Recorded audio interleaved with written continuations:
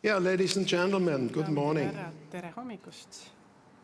In Germany, it's rare to find an audience Saksamaal with on so many people. harva nii, et publikus on nii palju inimesi, kes on huvitatud tuumaenergiast. Suur tänu, Kalev, selle kutse eest. I will give you some insights Täna annan teile veidi aimu sellest, kuidas on läinud Saksamaal tuumaenergia kasutamise lõpetamine ja milline on Saksamaa nõndanimetatud energiapöörde seis. On mõned saksakeelsed sõnad, mida on keeruline tõlkida, näiteks saksa angst. Ja energiivende on veel üks selline sõna. Parim tõlge selle kohta oleks ehk energiapööre.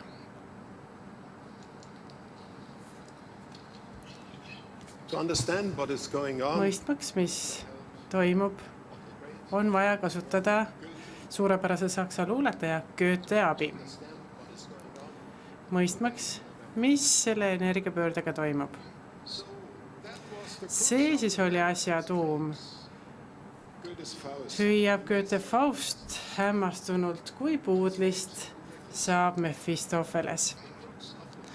Asja tuum energiapöördes avaldub Saksamaa teed rajavas rollis, mis osutub olema vähem tehnoloogilises mõttes teed rajav roll, kuivõrd see on kultuurisõda. Võitlus, milles kliimakaitsmist määratletakse peamiselt kõlbliku üleoleku kaudu. Selle tulemuseks on Saksamaa põhimõtteline luul ehk pettekujutlus. Räägin nendest mõnest näitest. Näiteks jõukus elektrikasvuta.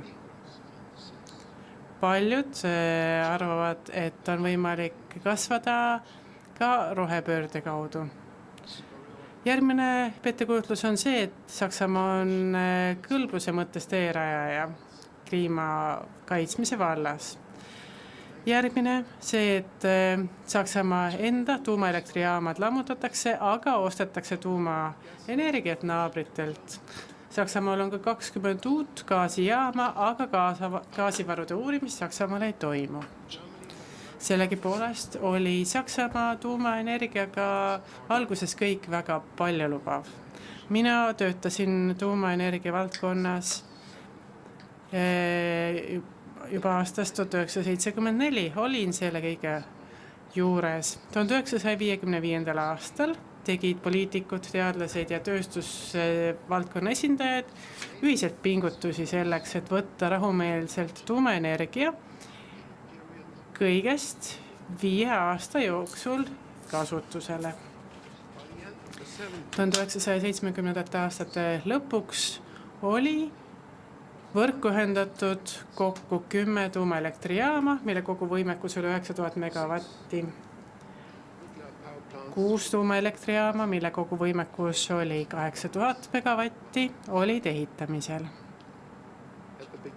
1980. aastate alguses algas 3 konvoi tuumaelektrijaama ehitus, mille kogu võimsus on üle 4000 megavati. Ja see oli kõige tehnoloogilises mõttes arenenum tuumaenergia näide. Ja see oli ka aatomienergia eeskuju. Mina olin Saksamaa viimase tuumaelektrijaama projekti meeskonna juht ja see oli täielik edulugu.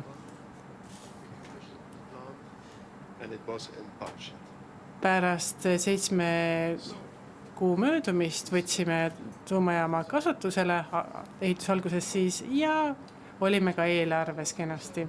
Siin te näete erinevaid asukohti Saksamaa tuumaelektrijaamadel ja näete ka, kuidas on jaotunud võrk. Näete, et võrk on arenenud suurte tuumaelektri ja kivisöel töötavate elektrijaamade läheduses. Mis sai? 2011. aastal kantsler Merkeli juhitud Saksamaa valitsus otsustas hakata pärast Fukushimas toimunud Saksamaal tuumaenergia kasutamisest loobuma. Phased out immediately after Fukushima. Pärast Fukushimat lõpetati GV-reaktorite kasutamine, sellepärast et nad olid GV-reaktorid. See oli ainus põhjus. Ja aastal 2023 oli võrgust välja võetud juba 15 000 megavatti paigaldatud tuumavõimsust, mis oli selle olnud 2011. aastast peale, ehk siis pärast 2000. aastat on Saksamaa tuumaelektri võimsus vähenenud 21 000 megavati võrra. Jõuame nüüd aasta varasemasse aega. 2010 aasta enne Fukushimas toimunud oli meil kokku 21 000 megavatti tuumaelektri võimsust, 79 gigavatti fossiilkütusel põhinevat võimsust ja nad kokku tootsid 86% kogu elektritoodangust Saksamaal. Siis oli meil ka 48 400 megavatise võimsusega taastuvenergia võimsus, peamiselt maismaa tuulepargid, päikeseenergia, aga nemad tootsid ainult 14% kogu elektritoodangust. Kokku oli meil 615 teravatt-tundi, mida tootsid 148 gigavatti paigaldatud võimsust. Aastal 2010 eksportis neto mõttes Saksamaa 17 teravatt-tundi elektrienergiat. Samas kogu elektri tarbimine Saksamaal oli 598 teravatt-tundi. Oluline on see, et tollal oli SKT 4,1%. So, let's have a look in the last year. Vaatame viimast aastat. The installed capacity viimasel aastal, eelmisel aastal 2025 oli taastuvenergia kogu võimsus 4-kordistunud 184 gigavatine, aga selle panus elektritoodangust oli ainult 250 teravatt-tundi. Kogu paigaldatud võimsus oli 261 gigavatti, 75% rohkem kui aastal 2010. Raha raiskamine. Kogu toodang oli 437 teravatt-tundi, madalam kui aastal 2010. Ja et elektri nõudlust rahuldada, tuli Saksamaal importida elektrit peamiselt tuumaenergiat oma naabritelt importida. Saksamaast on saanud importiv riik 22 teravatt-tundi netoimport ja eelmisel aastal oli SKT 0,2%. Oops. Yeah. Come on. Yeah. Here we are. Niisiis, see on see kaunis ülevaade Andreselt. Aitäh talle. Tuumaenergia kasutamise lõpetamine oli emotsioonidel ja loogikal põhinev otsus, aga sellel on käega katsutavad tehnilised ja füüsilised tagajärjed. Tegelikult on see ärapöördumine usaldusväärsest elektritootmisvõimsuselt suurtes tuumaelektrijaamades teed regeneratiivse toodangu suunas, mis sõltub sellest, kas tuul puhub või mitte. Ja muideks lõpetati ka madala süsiniku heitega ja usaldusväärse elektri tootmine. See tähendab seda, et tegelikult 4000 täiskoormustundi Saksamaal, mis on umbes avamere tuuleparkide võrdluses 3500 täiskoormustundi. Ja kokku on meil ajakavast maas umbes 6000 täiskoormustunni võrra praegune tootmine.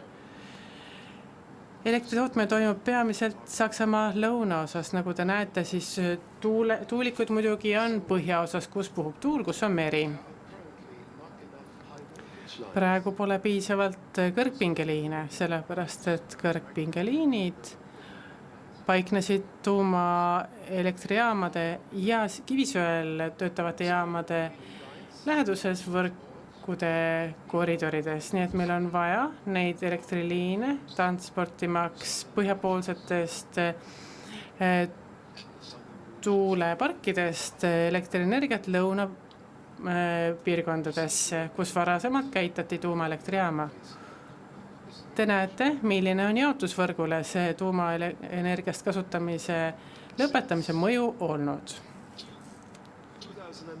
Alates 2009. aastast peale on lõpuni viidud 3350 kilomeetrit liinide ehitust, vastu võetud 4530 kilomeetrit ja praegu on ehitamisel 780 kilomeetrit, nii et 6000 kilomeetri võrra oleme ajakavast maas liinide ehituses. Siin on energiapöörde kulu. Praegu umbes 600 miljardit eurot. Ja hinnanguline kogukulu enam kui 1000 miljardit eurot.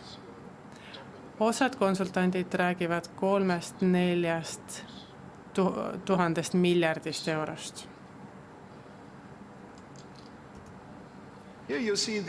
Ja siin te näete mõju. Näete seda, kui palju toodab taastuvenergia. Tootis aastal 2024. Sinisega on välja toodud tuuleenergia. Nii maismaa kui ka avamere parkides kollane on päikeseenergia. Ja oranžiga on elektritarbimine. Te näete, et ei olnud aastas ühtegi päeva, kus taastuvenergia suudaks rahuldada elektri nõudlust elektri järele. Aga Saksamaa valitsus nõuab jätkuvalt seda, et tuulikuid ehitatakse rohkem. Olgu nii. Rohkem tipukoormust, aga kuidagi ei aidata järele. Ja see on veelgi hullem. Euroopa Liidu elektrihinnad. Te näete, et mõnikord on väga kenasti, meil on kõige kõrgem hind, oleme tabelis esimene. Ma ei tea, kas see on hea sõnum, tööstusele mitte, tarbijatele mitte.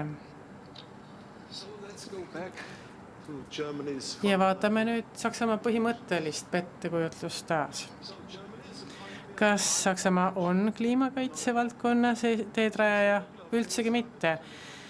Alates tuumaenergia kasutamise lõpetamisest on igal aastal, igas kuus alates 2023. aastast peale süsinikdioksiidi heitkogused 10 miljoni tonni võrra suurenenud. Te näete, et süsinikuheite sisaldus kilovatt-tonni kohta Saksamaal on 350 grammi ja Prantsusmaal 35 grammi kilovatt-tunni kohta vastavalt. Järgmine põhimõtteline pettekujutlus on see, et omaenda tuumaelektrijaamade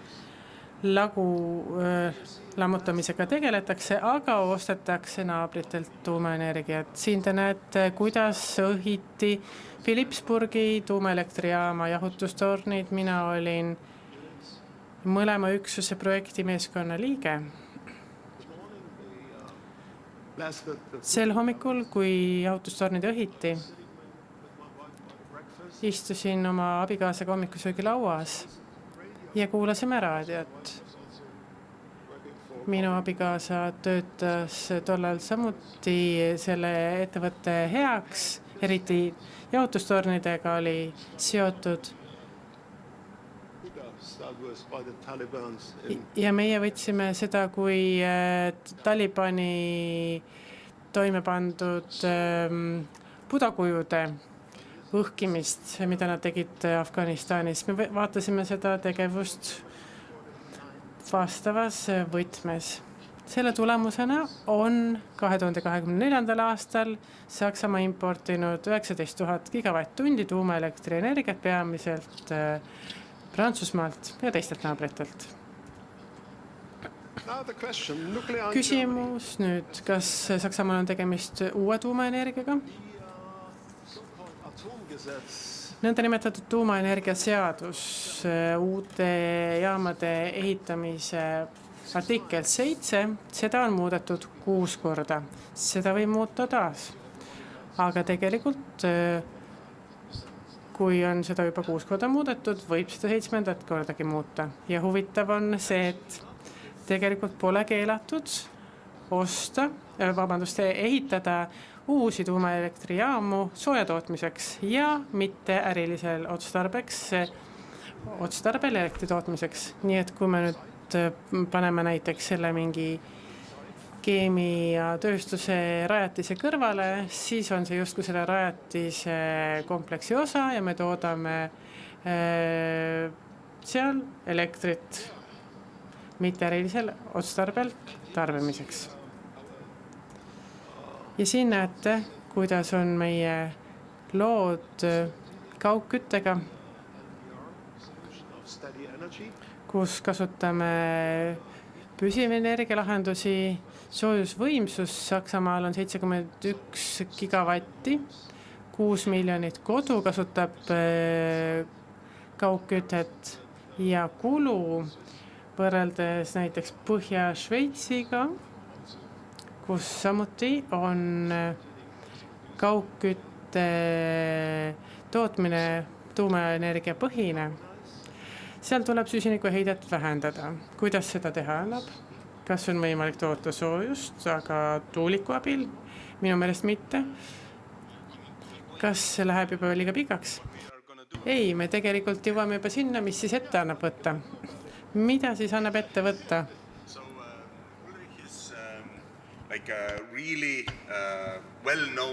Ulrich on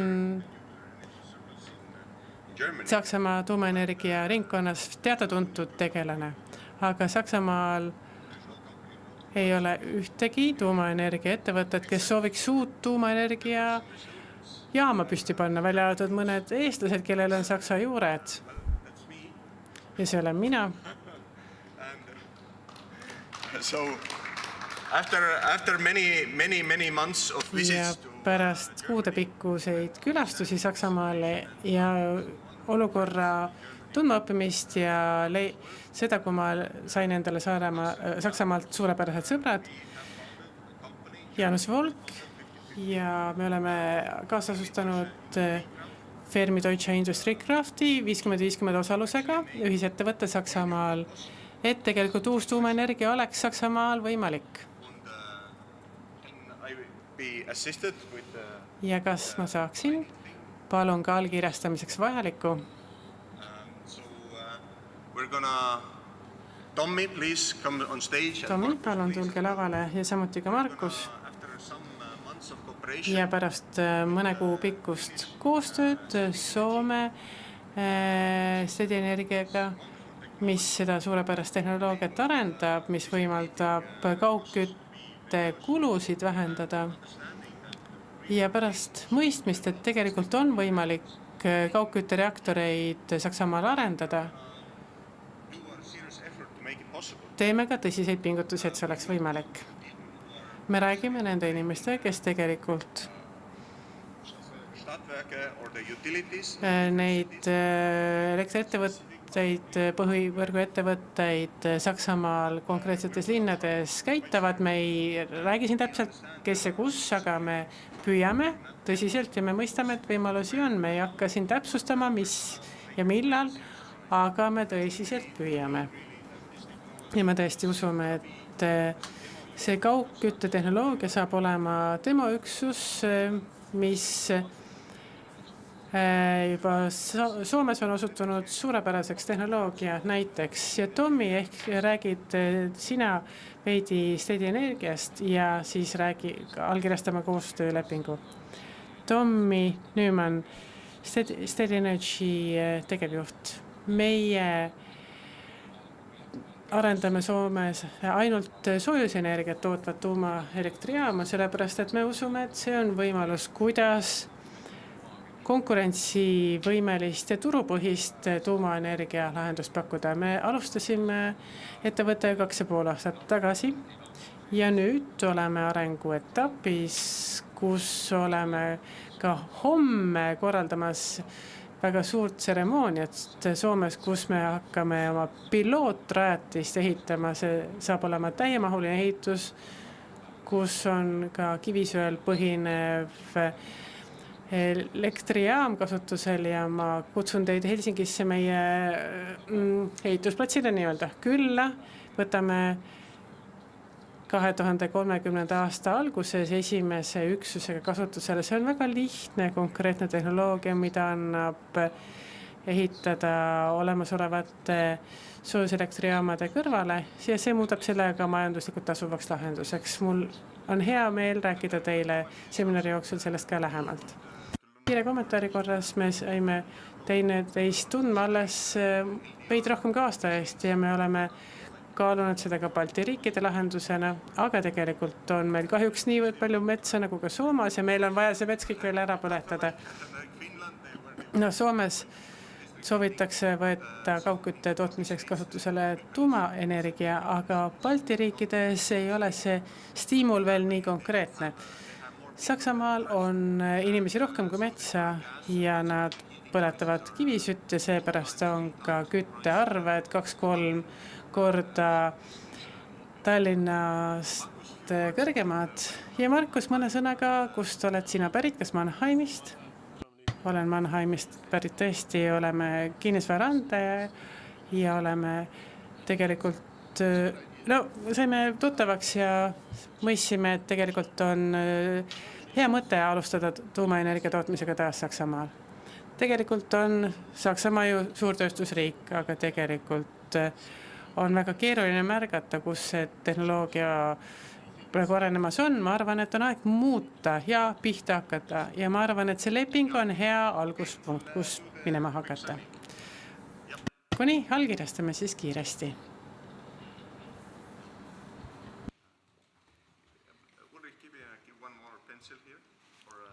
Ulrich, palume veel ühte pliiatsid või kasutame sama kirjutusvahendit.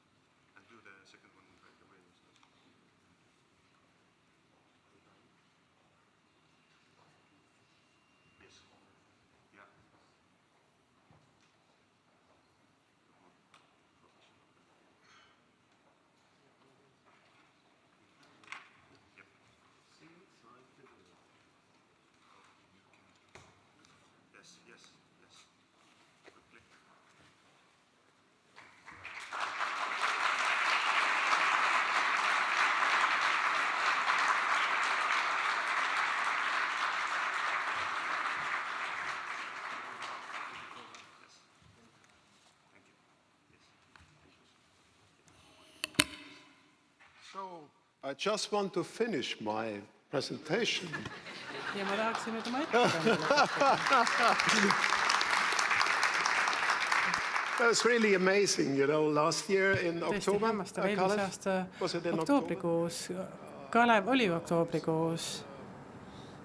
Economy advisory in Germany and Kohtusime majandusnõunikuga Saksamaal ja üks meie liikmetest paluski Kalevil tulla rääkima väikemoodulreaktoritest ja tema ettekande jooksul tekkis mul nii palju küsimusi, millest ka tema oli huvitatud, et ta oli huvitatud minuga koostööd tegema. Ja Prantsuse suursaadik, kuna ma tollal olin ka Pariisi Arrivaga seotud, kutsus mind Saksamaa tuumaenergia dinosauruseks Nii et see dinosaurus kohtus noore eestlasega ja me otsustasime midagi Saksamaal ette võtta. Ja me oleme nüüd igati ajakavas. Miks? No suurepärane. Nüüd on meil ka olemas väikemoodulreaktori tehnoloogia arendamiseks vajalik ja tegelikult on ka Saksamaal uus põlvkond, kes on tuumaenergiat pooldav, see on suurepärane uudis. Kandi tegevjuht, Kandi on tegelikult kõikide nende ettevõtete kogum, kes tuumaenergia valdkonnas töötavad, on 40-aastane ja uus põlvkond tuleb peale. Nii et mina olen jätkuvalt optimistlik, et me suudame seda hallata ja näeme juba 2030. aastal väikemoodulreaktorit Saksamaal. Suur tänu teile! Could you stay on stage for a moment? We have a few questions for you. If you would mind staying. Küsimused, kui saate, palun. Yes. Thank you so much for the nice Suur presentation. tänu kena ettekande And the eest. audience has asked that Ja publik on küsinud, et Saksamaal on ka juba vesinikul põhinevaid elektrijaamu plaanis ehitada, aga kas need sobiks ka kuidagi tuumaenergia tootmiseks? Räägime hüdro poolest, siis räägime füüsikast. Wasserstoff, hydrogen. If you Kui want, soovid vesinikku toota, on vaja 53 kilovatt-tundi. Ja siis saad 1 kilo vesinikku, mille sisaldus on 33 kilovatt-tundi. why do you waste energy? Miks energiat raisata? Kui soovid käitada gaasiturbiini vesinikul põhinevat, on vaja 3 korda suuremat gaasimahtu. On vaja torujuhtmeid ja nii edasi. Has its role. Vesinikul on keemias oma osa mängida, aga energias mitte. Suur tänu. Veel üks küsimus, veidi tulevikku vaatav. Kui Saksamaa peaks oma tuumaelektrijaamad uuesti avama, kas tuumajäätmeid ladustatakse jätkuvalt hoidlates või kaalutaks teisi võimalusi? Kui vaadata tuumajäätmeid, You have to siis kõigepealt realize that tuleb mõista, et peaaegu 96% nõndanimetatud tuumajäätmetest on uraan 238 ja ainult 4% on aktiivsed jäätmed, radioaktiivsed jäätmed.